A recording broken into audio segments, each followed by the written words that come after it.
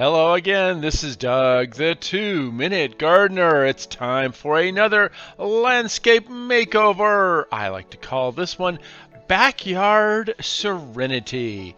So this client moved into a house they just bought. It was a starter home for this lovely young couple, and the backyard was just kind of a big flat mess. It wasn't even flat. It was kind of like a rolling menagerie of weeds and old plants and sharp plants and things that wouldn't grow. And so I came up with this kind of organic Zen garden kind of curvy patio, a main patio for a dining area and entertaining area, and then a big cut flower garden for hummingbird plants, and at the far end a fire pit area for just the two of them. Alright, so now it's time to get to work and start scraping everything and flattening it out, because again there was two issues. One, it was a rolling backyard. It had some grading issues, and two, it kind of sloped toward the house. We had to remove quite a bit of dirt to flatten it, drain it away from the house, install some drains, and do a lot of work. So the baby bobcat got to work ripping and shredding and flattening it all out. Once we got that in, we built a little ramp to get around to the front yard to start bringing in all the materials. We brought out the big red hose, we laid out the big patio, and the tricky part with this patio is this was a very large shade structure. It was a 14 by 20 shade structure, so we had to kind of just squeeze it in and kind of lay it out. So what we did is we laid it out with blue paint so the client could see it, and because it was important to actually lay the footings and the posts first before we did the pavers. So once we did the heavy steel posts for this shade structure, then we built the pavers around it. It was going to be a synthetic shade structure, so we just had to get these metal posts in first, build the pavers around them. And by the way, the pavers are a couple different colors. They actually mix colors, and I'll talk about that in just a second.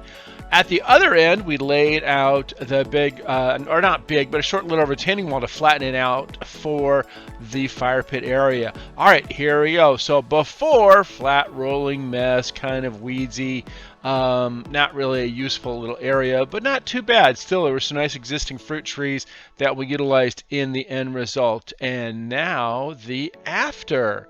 Nice big patio, big shade structure to keep them nice and cool in the summertime, and a serene butterfly and hummingbird garden anchored by a beautiful water fountain that is visible from the living room inside the house. It kind of serves as the focal point of the middle part, and at the far end we have a crushed gravel patio that's going to be the location of their new fire pit, which was coming shortly, and then a little bit of succulent garden at one end. And again, here's another view from the hill above the garden and how it has been transformed into this curvy, serene backyard.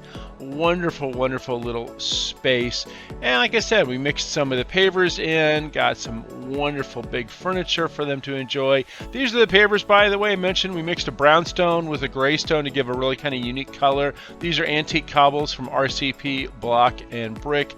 And at the other end, we used Country Manor keystone to create the short little retaining wall. This wall, by the way, I love to do these little walls that double as retaining walls and seating walls, and that's what we did there. The wall's only 17 inches. Here's some of the plants, yarrows and kangaroo paws, and like I said, there were some wonderful mature fruit trees we kind of utilized as a background.